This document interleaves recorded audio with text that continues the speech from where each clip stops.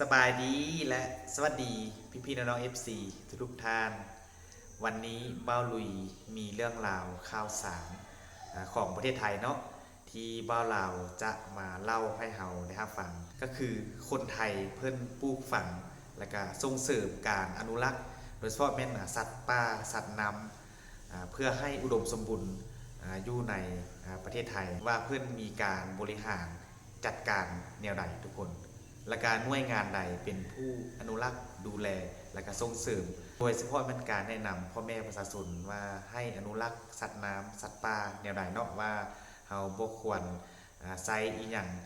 ไปหาป่าโดยเฉพาะเป็นการเอาไฟฟ้าจับการเบื่อการทิ่มระเบิดหรือว่าการใช้อุปกรณ์อันใดที่ว่ามันเฮ็ดให้สัตว์น้ำสัตว์ป่าที่จะดับหรือว่าสูญพันธุ์ไปนั้นทุกคนบ่ลุยการยังสงสัยคือกันเนาะที่ว่าเห็นส่วนที่ว่ามีนักท่องเที่ยวไปท่องเที่ยวมีฮอดตัวกระรอกทุกคนมีนกมีอย่างตามสถานที่ต่างๆป้าบรุยที่ประเทศไทยนี่คือว่าเพื่อนอนุรักษ์ได้ในไหนเนาะแล้วก็หน่วยงานได้เป็นคนดูแลถึงว่ามีสัตว์ป่าที่ว่าอยู่นำกลางบ้านหรือว่าตามส่วนบ่อนนักท่องเที่ยวไปเที่ยวชมโดยเฉพาะเป็นนกแต่ว่าสิ่งที่แปลกอีกสิ่งหนึ่งก็คือบางสถานที่เนี่ยจะมีฮอดก็เรียกว่าตัวเงินตัวทองอยู่ในหนองน้ำอยู่ตามส่วนสาธารณะเนาะทุกคนเนาะโอ้บรุยก็เห็นคลิปที่มีนักท่องเที่ยวไปถ่ายรูปอีหยังโอ้ลุยก็ยังอึ้งยังตะลึงเลยเนาะว่าประเทศไทยเพิ่นอนุรักษ์ใดถึงขนาดนี้เลยเนาะว่าเพิ่นมีการบริหารจัดการใดแล้วก็หน่วยงานใดเป็นคนดูแลเพราะว่าแต่สัตว์น้ำทุกคนรวมทางป่าไม้อีหยังมีการปลูกทดแทนใดการรักษาใดบุคคลทำลายใดเนาะแล้วก็การหาปูหาปลาเนี่ยมันเขาหาในช่วงใดที่ว่ามันวางไข่วางอย่างแล้วเพื่อนเพื่อนมีการจำกัดบ่ให้หาบ่หรือว่าจังใดทุกคนเนาะเดี๋ยวเราจะไปรับฟังเบิ่งเบ้าลาวเพื่อนจะมาเล่าให้เราได้ฟังที่เพื่อนอาศัยในประเทศไทยเพื่อนก็อาจจะงูดีเกี่ยวกับเรื่องราวต่างๆเนาะเราจะมาฟังเบิ่งว่าเรื่องราวนี้จะเป็นยังไงเนาะก่อนอื่นบ่เลยก็ต้องขอบใจแล้วก็ต้องขออนุญาตเด้อเรื่องราวดีๆนี้เนาะจากเบ้าเอ็มซันแนลทุกคนที่เพื่อนจะมาแชร์มาเล่าให้เราได้ฟังเพื่อเป็นความรู้เนาะแล้วก็พี่ๆน้องๆถ้ามีความรู้อะไรเพิ่มเติมนอกจากเบ้าเอ็มเล่ามาก็สามารถคอมเมนต์ให้บลุยได้รับรู้อยู่ในใต้คลิปวิดีโอได้หลังจากที่รับชมคลิปวิดีโอจบไปเนาะเราไปรับฟังพร้อมๆกันเลยทุกคนกราบสบายดีสวัสดีครับพ่อพี่น้องทุกคนเนาะไม่ว่าจะเป็นพี่น้องทั้งพังไทยพังลาวและทุกๆคนทุกท่านทุกๆประเทศที่เข้ามารับชมคลิปบ่าวเอ็มเนาะมื้อนี้ก็มาพบกับพ่อกับบ่าวเอ็มคือเก่าเนาะพี่น้องเนาะมื้อนี้บ่าวเอ็มสิชวนพี่น้องไปคุยเรื่องความอุดมสมบูรณ์ของประเทศไทยเนาะเพิ่นบริหารจัดการจังไดเนาะบอกว่าสิบริหารจัดการเรื่องน้ำเรื่องปูปลาหน้าเนี่ยหรืออย่างต่างๆเนาะพืชผักหรือสัตว์น้ำแบบเนี้ยเพิ่นมีวิธีบริหารจัดการจังไดเนาะบ้านเมืองเพิ่นคืออุดมสมบูรณ์แท้บอกว่าสิในน้ำมีปลาในน้ำมีข้าวพี่น้องไปทางใดก็ตามคลองตามบ่อตามแม่น้ำใหญ่ๆปูปลาหลายๆครับก็เลยเพิ่นมีวิธีบริหารจัดการจังไดเพิ่นมีหน่วยงานใดที่ออกมารับผิดชอบตรงนี้เนาะเพิ่นคือแบบว่าดีแท้เนาะเดี๋ยวเบมสิชวนพี่น้องไปคุยไปแลกเปลี่ยนความรู้เรียกเปลี่ยนความคิดกันเนาะเดี๋ยวก่อนที่ไปนั้นก็ก่อนจะไปคุยเรื่องนั้นก็บ่เอ็มขอขอบพระคุณทุกๆคนทุกท่านที่เข้ามารับชมคลิปบ่เอ็มเนาะแล้วก็เข้ามากดติดตามกดกระดิ่งแล้วก็เข้ามาคอมเมนต์ให้กำลังใจแล้วก็คอมเมนต์นู่นนั่นนี่ติชมกันเข้ามาเนาะบางคนก็เข้ามาแบบแนะนำความรู้นู่นนั่นนี่ให้บ่เอ็มเนาะบางอย่างบ่เอ็มก็อาจสิยังบ่ฮู้ว่าอย่างก็ยังอาจบางอย่างก็ยังผิดพลาดอยู่หรือว่าเฮายังบ่ฮู้จริงนะเพิ่นก็มาแนะนำก็อยากขอบพระคุณหลายๆเนาะที่เพิ่นอุตส่าห์เข้ามาแนะนำนู่นนั่นนี่เพราะว่าบ่เอ็มก็ความรู้บ่หลายสายตาบ่กว้างคือว่ายังคอยยังให้พี่น้องเนี่ยซัพพอร์ตบ่เอ็มอยู่คือเก่าเนาะก็ขอบคุณหลายๆก็ถ้าไผเข้ามาแล้วที่ยังเข้ามาเบิ่งแล้วยังบ่ได้กดติดตามก็ฝากกดติดตามให้ช่องบ่เอ็มนี่เนาะบ่เอ็มจะได้มีกำลังใจแบบว่าทำคลิปออกมาเรื่อยๆเนาะก็ขอบคุณหลายๆถ้าใครกดติดตามแล้วก็ได้วันนี้เราจะไปคุยเรื่องความอุดมสมบูรณ์ของทางประเทศไทยเป็นเลยเนาะว่าเพิ่นมีบริหารจัดการอย่างใดเพิ่นมีหน่วยงานใดออกมาดูแลตรงนี้นะคือประเทศไทยนี่เพิ่นสิมีหน่วยงานแบบกรมประมงเพิ่นชื่อจัดแบบข้าราชการเพิ่นเนี่ยเพิ่นจะจัดเป็นหน่วยงานหนึ่งที่แบบว่ารับผิดชอบตรงนี้โดยตรงก็คือสาวกรมก็คือหน่วยงานกรมประมงอะเนาะก็คือเพิ่นสิมีหน้าที่หลักๆก็คือแบบว่าดูแลสัตว์น้ำให้ความรู้แก่ประชาชนให้ความรู้แก่ ชาวบ้านหรือว่าเพิ่นก็ร่วมมือกับเอกชนแล้วก็พัฒนาสายพันธุ์ปลาแล้วก็ขยายสายพันธุ์ปล่อยปลาอย่างวันนี้เนาะเพิ่นก็หน้าที่หลักๆเพิ่นก็คืออาจสิดูแลตรงนี้โดยตรงสามารถออกกฎระเบียบอย่างต่างได้ในการคนสำหรับคนที่หาป่าเนาะเพิ่นสามารถออกกฎระเบียบต่างๆที่มาควบคุมป่าได้เนาะควบคุมสัตว์น้ำต่างๆให้ได้เพิ่นก็คือมีหน้าที่ตรงนี้เนาะก็คือเพิ่นมีหน้าที่คือแนะนำป่าชนขยายสายพันธุ์ปลาพัฒนาสายพันธุ์ปลาแล้วไปแจกจ่ายให้ชาวบ้านให้เกษตรกรแล้วก็แม้กระทั่งไปปล่อยปลาลงสู่แม่น้ำเนาะบอกว่าสิห้วยหนองคลองบึงหรือว่าแม่น้ำใหญ่ๆแม่น้ำกว้างๆที่เพิ่นพอเพิ่นผสมพันธุ์ปลาหรือว่าพัฒนาสายพันธุ์แล้วเพิ่นก็ไปปล่อยเนาะไปปล่อยลงแม่น้ำเพื่อให้ปลามันเติบโตแล้วก็มีอาหารของมนุษย์อาหารของชาวบ้านสำหรับคนที่แบบหาอยู่หากินตามธรรมชาติเนาะเพิ่นดูแลบอกว่าสิดูแลน้ำดูแลปลาต่างๆเนาะเพิ่นมีหน่วยงานเพิ่นรับผิดชอบตรงนี้เนาะคือประเทศไทยเพิ่นสิมีหน่วยงานโดยตรงเลยที่เข้ามาให้ความรู้แก่ประชาชนให้ความรู้แก่พี่น้องทุกๆคนชาวบ้านที่หาปูหาปลาหรือว่าคนทั่วไปเนาะทางประเทศเพิ่นนะเพราะเพิ่นใช้ใจเรื่องนี้ลีเพราะเพิ่นกระย่านมันสูญพันธุ์นี่จ้ะแล้วเพิ่นก็สามารถแบบว่าออกกฎระเบียบนี้ได้ออกกฎระเบียบเพื่อเครื่องมือหาปลาหรืออย่างต่างวันนี้เพิ่นก็สามารถออกกฎระเบียบได้เพื่อบ่ให้คนเอาเครื่องมือหาปลาบอกว่าสิ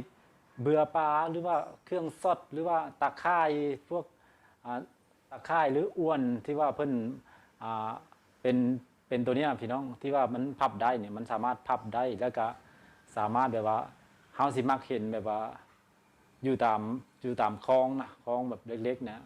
เป็นอ้วนตัวเนี้ยเพิ่นสิดึงความคลองเลยแล้วก็สามารถพับได้คือดึงความคลองแล้วมันก็สิเป็นกั้นคือคันผายเนี่ยแล้วก็คือมันจะเป็นหูปลาสามารถเข้าไปได้ตัวนี้คือแต่ก่อนเพิ่นก็บ่ได้มีเนาะกฎหมายที่ห้ามตัวเนี้ยแต่ว่าพอเพิ่นเบิ่งแล้วเพิ่นก็มันจับได้ทุกชนิดของสัตว์น้ำเลยบ่ว่าสิเป็นต่างๆปลาพงปลาพาหรือว่าตะพงตะภาพหรือว่ากบเขียดปูปลาแม่นคือมันสิลอยข้ามไปฝั่งนั้นมันคือเข้ารูแล้วก็ออกบ่ได้นะมันจะมีรูเข้าตัวเนี้ยก็คือเพิ่นสิห้ามตัวนี้บ่ให้มีเนาะเพราะว่ามันค่อนข้างที่จับปลาได้ทุกชนิดมันก็ถ้าแบบว่ามีหลายกันเพิ่นบ่ห้ามมันมีหลายสมมุติ100คนนี่คลองนึงนี่ก็ต่างคนต่างมีเดี๋ยวปลามันก็สูญพันธุ์เนาะเพิ่นมีการคิดแล้วก็มีการแบบว่าบ่เอ็มยอมรับเลยว่าคนที่ออกแบบความคิดออกแบบกฎระเบียบมันนี่เก่งแฮงพี่น้องแบบว่าฮู้การระบบการใช้เครื่องมือระบบนู่นนั่นนี่ว่าอีหยังที่มันสิรุนแรงสำหรับสัตว์น้ำหรือว่าอีหยังที่มันสิรุนแรงสำหรับของสิ่งนั้นน่ะเพิ่นแบบฉลาดแฮงออกแบบได้ดีแฮงแล้วก็ช่วงที่เพิ่นมีกฎแบบห้ามจับนี่ก็มีได้คือเป็นช่วงที่แบบว่าช่วงที่ปลาออกไข่ช่วงที่ปลาเพาะพันธุ์ช่วงที่ปลาออกลูกเลี้ยงลูกน้อยอย่างนี้นะเพิ่นก็ห้ามจับได้คือห้ามจับปลาช่วงเวลานั้นก็คือจากเดือนนั้นสู่เดือนนั้นวันนี้นะก่อนที่ถึงหน้าฝนก็จะมีปลาออกไข่เนาะเพิ่นก็จะมีการห้ามจับตรงนี้ทุกๆจังหวัดเพิ่นก็จะมีว่าห้ามตรงนี้ห้ามนะแล้วก็อาจจะมีเขตแบบจับได้จับบ่ได้วันนี้นะเพิ่นคือเพิ่นนิ่นบ่ให้ไปจับบางคนอาจจะแต่หลักๆก็คนไทยส่วนมากเพิ่นก็สิมีสามัญสำนึกอยู่แล้วแหละว่า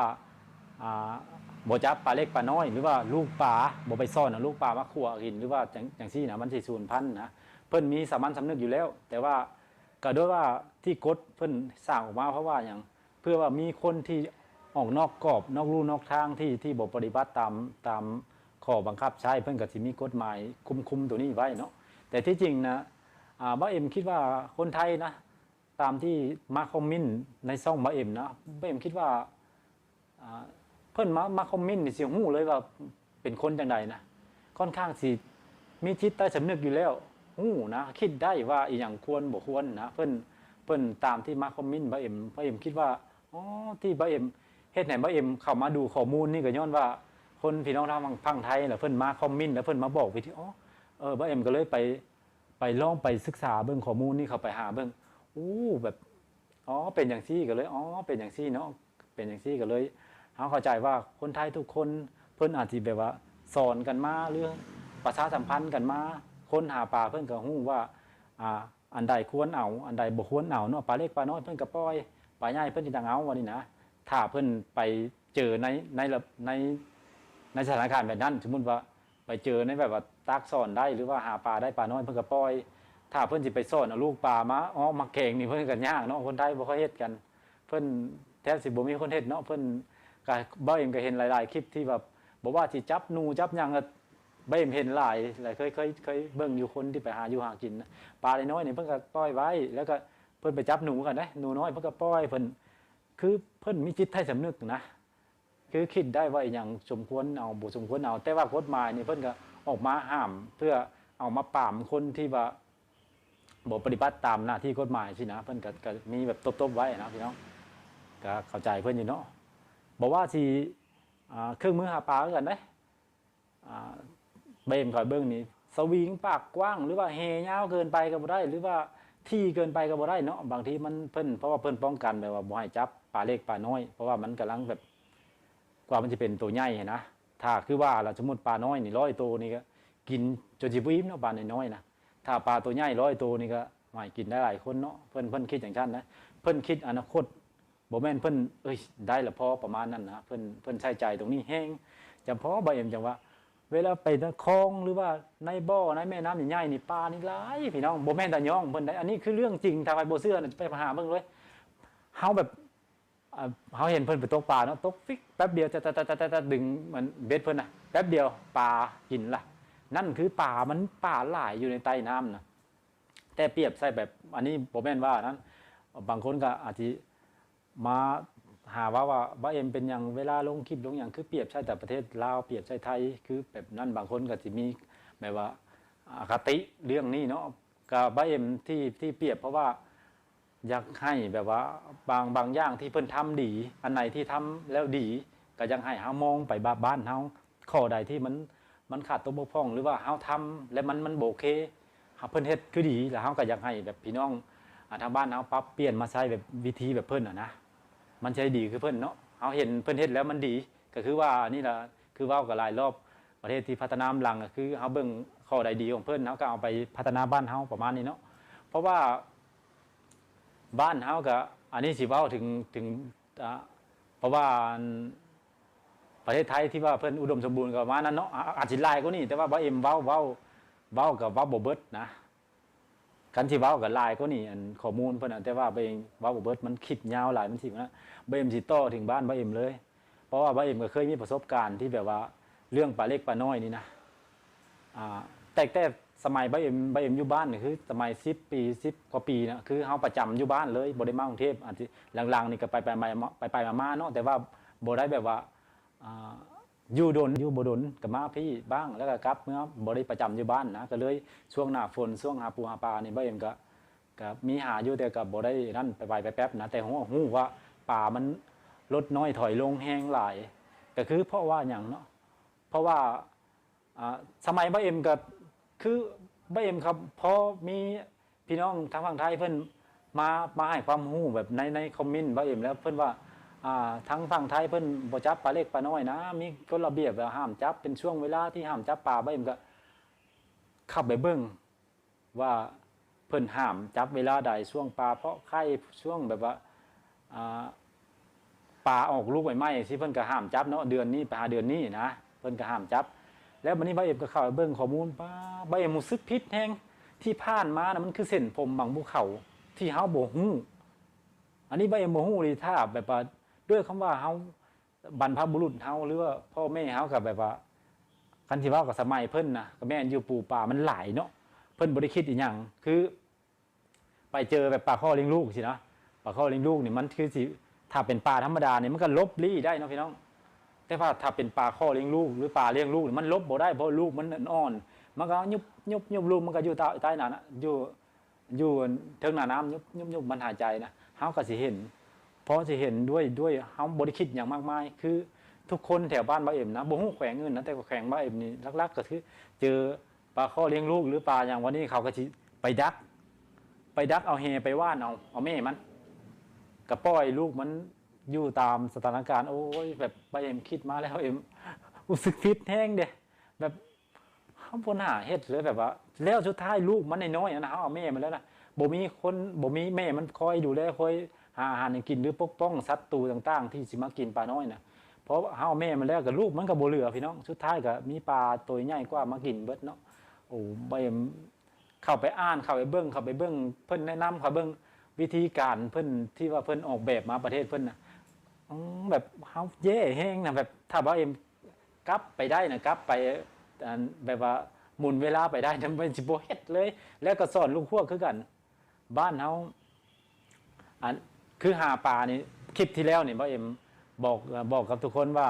เป็นเพราะอาจจะเป็นเพราะโรงงานหรือว่าเป็นเพราะอุตสาหกรรมแบบน้ำเน่าเสียอันนั้นก็มีส่วนแต่มีส่วนน้อยพี่น้องบ่เอ็มมาคิดบ่แล้วนี่แหละตัวมนุษย์เฮานี่แหละตัวคนที่หาปลาของบ้านเฮาเนี่ยเป็นคนที่เฮ็ดให้แหล่งอาหารเฮาลดลงที่สุดเลยบอกว่าบ้านเฮานี่เครื่องซอดเพิ่นก็ห้ามนะอยู่บ้านอยู่ฝั่งเบาเองนะอยู่บ้านบางลาว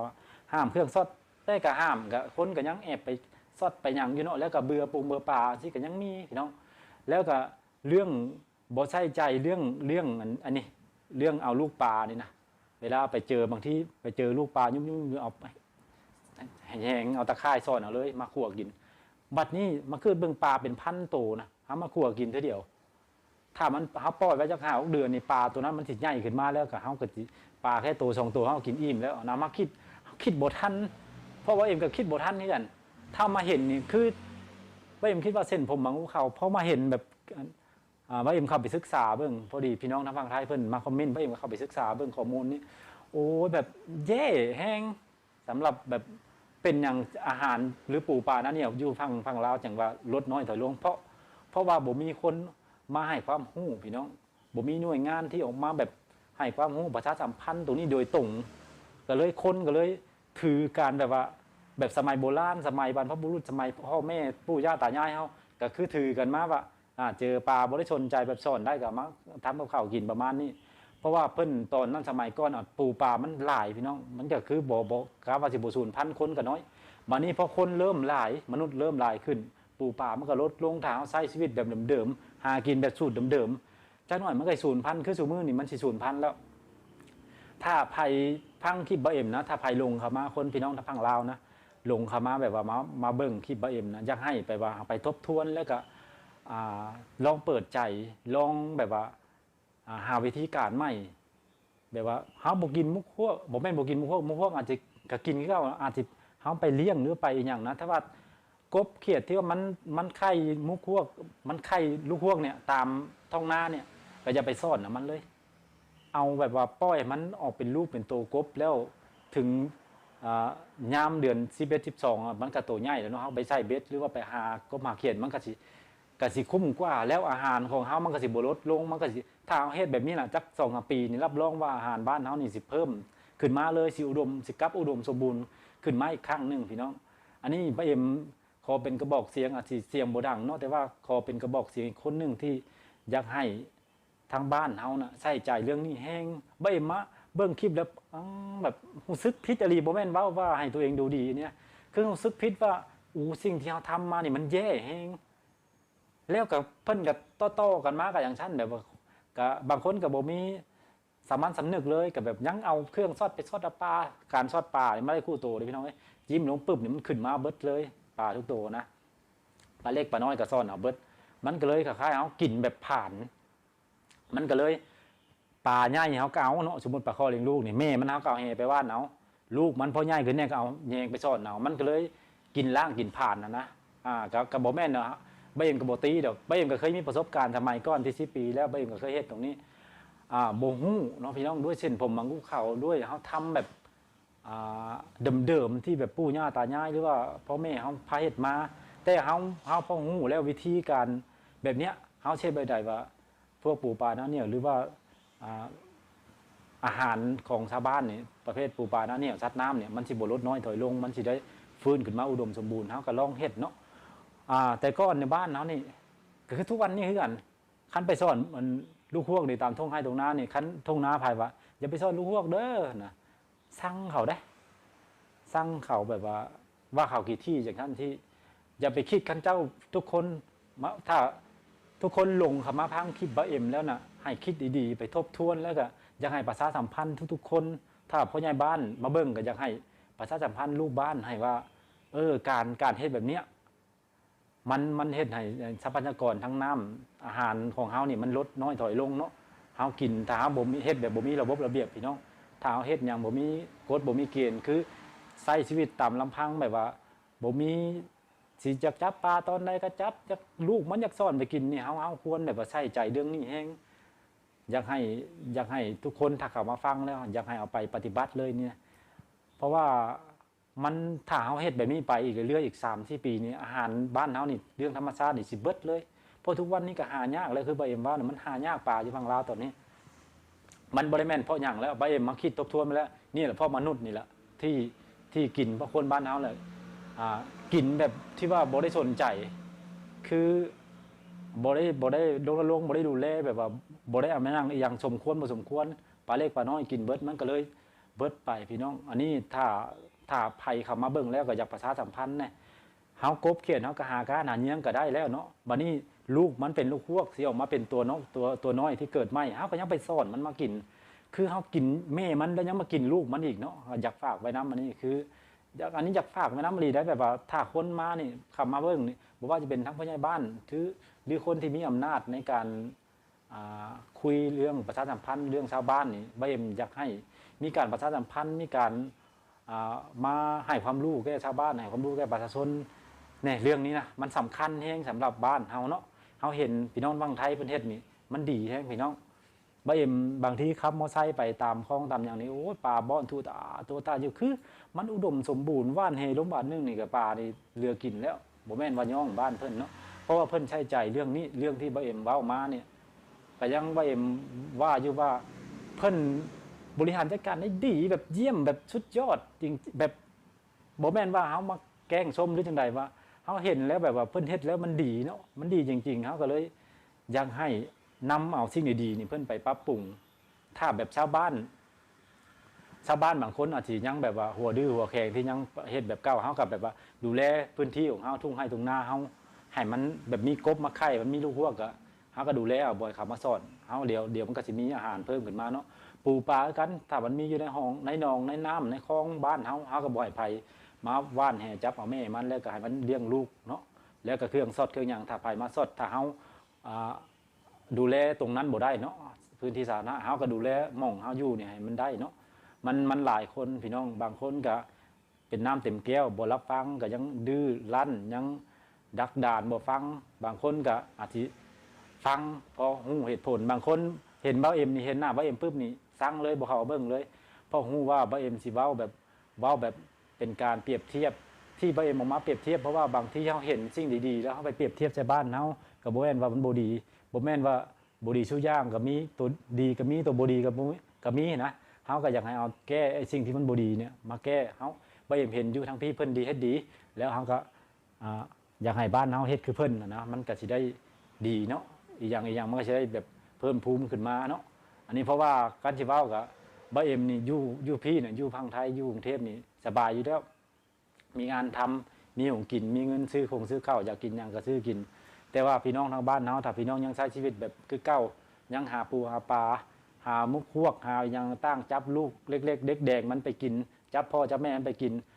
อนาคต2 ปีเฮาสิบ่มีให้จับแบบนี้อีกแล้วเฮาสิมีแต่ซื้อกินโดยที่เมื่อยหาเงินดิ้นรนหาเงินแล้วเพื่อมาซื้อกินอาหารปลาที่เพิ่นเลี้ยงตามบ่อตามหนองเนาะมันสิบ่มีปลาธรรมชาติเพราะว่าถ้าเฮาบ่ได้ลงกันเรื่องนี้ให้มันแบบว่านักแน่นกว่านี้บ่เอ็มอยากประชาสัมพันธ์เลยนี่ถ้าว่าเจ้าหน้าที่หรือว่าคนที่มีความรู้หลายกว่าบ่เอ็มนะอยากให้นะลงชาวบ้านเนาะให้แบบว่าบอกแนะนำเพิ่นสิ่งผิดสิ่งถูกเนาะผลดีต่ออย่างผลดีก็คือบ้านเฮาแหละมันสิอุดมสมบูรณ์กลับมาคือเก่าเนาะก็สิบ่ได้ใช้เงินหลายทุกอย่างเป็นอย่างที่ว่าบ้านเฮาคือคุมื้อนี่ก็เพราะหยังเพราะว่าคนมันบ่มีของกินทุกอย่างมันต้องซื้อกินของที่มันเคยหากินได้มันก็บ่ได้มันทุกอย่างบางทีเฮาหาบ่ได้ในประเทศก็เฮาต้องนำเข้าก็ต้องใช้เงินจำนวนมากเนาะนี่ก็เฮ็ดให้ประเทศเฮาสั่นคลอนคือว่าเนาะว่าพี่น้องฝากไว้นำอันนี้ก็บ่แม่นว่าเอ็มมาเว้าแล้วสิมาสั่งเว้าเอ็มให้เว้าเอ็มเพราะว่าเว้าเอ็มมาเว้านะเว้าเอ็มเว้าเรื่องของส่วนรวมเพราะว่าถ้าเฮาเฮ็ดได้เนี่ยมันสิดีแฮงเพราะว่าบ่เอ็มเห็นฝั่งไทยเพิ่นเฮ็ดแล้วมันดีเนาะเฮาก็อยากให้เฮ็ดที่จริงนะฝั่งไทยเพิ่นเรื่องหลายเรื่องนะที่ว่าบ่เอ็มเว้าแต่ว่ามันคลิปมันยาวบ่เอ็มก็เลย เว้าเอาประมาณนั้นน่ะประมาณนั้นน่ะเพิ่นเฮ็ดมาแล้วมันดีเนาะก็อยากให้บ้านเฮาถ้าเอาแบบประมาณที่ของที่บ่เอ็มเว้านั้นก็มาแก้ไขบ้านเฮาก็ถือว่าได้หลายเติบพี่น้องถ้าสิไปเว้าเรื่องที่เพิ่นเฮ็ดนู่นนี่ก็ถือว่าเครื่องมือก็ยังบ่เบิดเนาะพี่น้องก็เว้าประมาณนั้นเพิ่นเฮ็ดมาแล้วดีเฮาก็อยากให้บ้านเฮาเฮ็ดคือเพิ่นอยากให้บ้านเฮาเป็นคือเพิ่นเนาะก็อยากให้ทุกคนเข้าใจบ่เอ็มเนาะเปิดใจกว้างๆแล้วรับฟังแล้วก็เอาปฏิบัติเฮาบ่เอ็มออกมาเว้าเพื่อให้มันดีต่อทุกคนนั่นล่ะคนไทยเพิ่นเฮ็ดแล้วดีเนาะพี่น้องทางฝั่งไทยเพิ่นเฮ็ดแล้วดีเฮาก็อยากให้บ้านเฮาเฮ็ดดีเนาะมันก็ผลดีต่อเฮาล่ะเนาะเอาเป็นยังไงได้เนาะพี่น้องหลังจากที่ได้รับฟังเรื่องราวของบ่าวลาวที่เพิ่นเว้าถึงการบริหารจัดการของประเทศไทยเนาะเกี่ยวกับการอนุรักษ์สัตว์น้ำสัตว์ป่าและก็สิ่งแวดล้อมต่างๆเนาะให้มันอุดมสมบูรณ์ทุกคนดังที่เราได้รับฟังไปอะไรเนาะโอ้บ่าวหลุยคิดว่ามันเป็นสิ่งที่ดีหลายเนาะก็บ่แปลกใจแล้วก็หายสงสัยไปทุกคนว่าเพิ่นมีการอนุรักษ์อันใดหน่วยงานใดที่ว่าลงมาใกล้ชิดติดแท้กับประชาชนแนะนำประชาชนในการดูแลรักษาสัตว์ป่าสัตว์น้ำเนาะก็คือดังที่บ่เอ็มเพิ่นได้เล่ามาให้เนาะแต่ว่าที่สำคัญเพิ่นมีการทดแทนสิ่งที่เราทำลายแล้วว่าหามาเป็นอาหารนั้นทุกคนเว้าง่ายๆเลยเนาะทุกคนตามส่วนสาธารณะนี่เพิ่นยังเอาสัตว์สาวสิ่งมาปล่อยเลยเนาะเป็นต้นว่ากระรอกนกป่าบ่อีหยังดังที่เราเห็นอยู่ในโทรทัศน์ทีวีหรือว่าตามช่อง YouTube ต่างๆที่เราเห็นเนาะเพิ่นก็มีการดูแลแล้วก็มีหน่วยงานที่ว่ามาปกปักรักษาทุกคนเพราะว่าบ่ลุยคิดว่าเป็นการอนุรักษ์แล้วก็เป็นการส่งเสริมเพื่อว่าปกปักรักษาสิ่งเหล่านี้ไว้ให้นักท่องเที่ยวชาวต่างชาติได้มาเบิ่งมาชมเนาะทุกคนแล้วก็บ่แปลกใจเนาะว่าตามห้วยน้ำบ่ตามแม่น้ำในประเทศไทยว่าจะมีปลาหลายๆดังที่เราเห็นเพราะว่าประเทศไทยเพิ่นอนุรักษ์ได้ดีแบบนี้เนาะทุกคนก็ควรจะเอาวิธีทางของเพิ่นมาปรับใช้อยู่ในบ้านเฮาก็เป็นการดีเลยเนาะทั้งหมดนี้ก็เป็นเรื่องราวดีๆทุกคนที่บ่รู้ได้มาแชร์มานำเสนอให้พี่น้องได้เบิ่งชมในคลิปวิดีโอนี้เด้อถ้าท่านใดมีความคิดเห็นใดหรือว่ามีข้อมูลอะไรหรือว่ามีข้อมูลอันใดที่แตกต่างจากบ่เอ็มเพิ่นได้เล่ามาก็สามารถคอมเมนต์มาให้เบ้าหลุยฮู้อีกเนาะสำหรับนี้เบ้าหลุยก็จะขออำลาพระจากพี่น้องไว้เพียงส่ำนี้เด้อเนาะสุดท้ายนี้ผมกล่าวคำว่าสบายดีบ๊ายบาย